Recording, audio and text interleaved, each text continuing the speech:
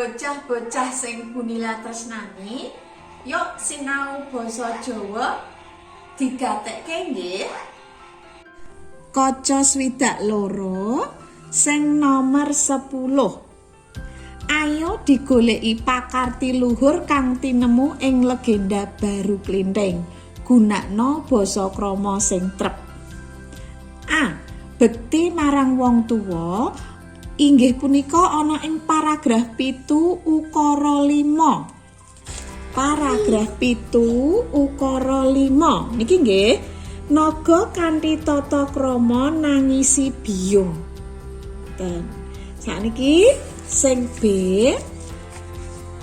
nggatekake piwilenge wong tuwa ana ing paragraf 7 ukara 7 lan 8 yaiku niki, prawan banjur ngandhani naga supaya takon menyang Ki Ageng Mangir Anom. Sakwise pamit kanthi becik, naga banjur tleser-tleser ninggal biyung lan tlaga Jembangan tumuju marang Mangir.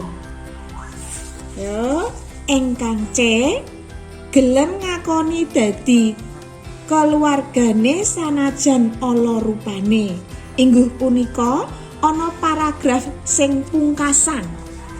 Niki nggih, tekan Mangir dikandhani karo Ki Ageng Mangir yen bapake iku Ki Ageng Wanabaya Sepuh sing lagi tapa ana Gunung Merapi.